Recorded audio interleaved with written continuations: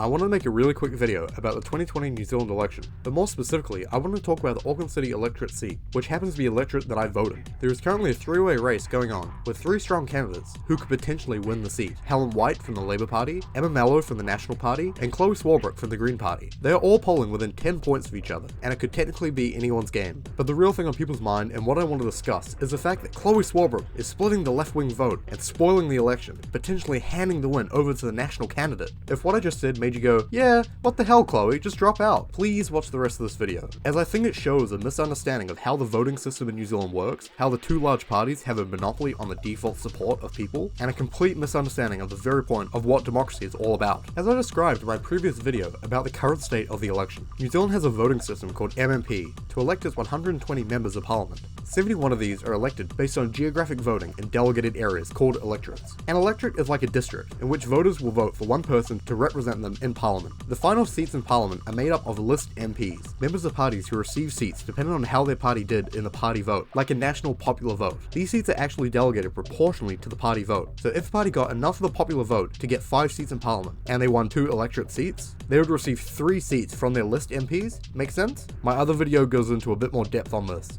Another thing about MMP is the fact that if your party does not get above 5%, you do not receive any seats, even though 4.5% should be enough to get a handful of seats. This threshold is kind of arbitrary and a little controversial, with some parties proposing to change it. Parties that are scared they may dip below 5%, that is. But if your party holds at least 1 electorate seat, the 5% threshold is cancelled for your party. This is how an ACT party got an MP in 2017, even though they only got 0.5% of the party vote. Other than ACT, only the 2 big parties currently hold electorate seats. So this brings us to Chloe. She's a very popular member of the small Green Party, a party that is threatening to get below 5% in this election. If she were to win the Auckland City electorate seat, she could save her party from getting all their seats ripped away from them. The Labour and Green Party agree on many policies, and usually vote in a very similar manner, and it would be fair to characterize their voters as left-wing, and if you add the Labour candidate and the Green candidates polling together, they absolutely crush the national candidate. But an electorate seat goes to the candidate that has the most votes, so even if Labour and Greens together have more than National, if National candidate has a plurality of the votes, they get the seat. This is why the Labour candidate has called for Chloe to stop campaigning for the seat, to stop splitting the vote to make a lefty get the seat. Does Chlöe Swarbrick need to pull back so you can win? I would love her to, but I doubt she's going to.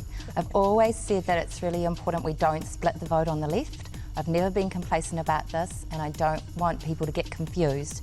It's a really important race for Labour and for this city. I'd really like to be the voice that is going to government and asking for things, and I'd like to do so from the perspective I have. But that makes no sense. What is the worst case scenario for the left? National winning the seat, right? So what? Let's say the average voter in the Auckland City electorate is a left-wing voter, and yet the National candidate wins because the Greens and the Labour split the left-wing vote. That would not result in Labour or National getting any more or any less seats in Parliament. The only party that is affected by this is the Greens. This is because, as I discussed earlier, the seats are divvied up proportionally to the party vote, regardless of how many electorate seats that party wins. The only person in Labour who would benefit from Labour winning that seat is Helen White, who is 48th on the party list and could technically not even get a seat in Parliament if she doesn't win this seat herself. So why should the voter care? Shouldn't the voters vote for the member of Parliament or the party that they actually want in power, regardless of their chances of winning? This MMP system doesn't require a lesser of two evils vote. Literally vote for the candidate that you want in your electorate.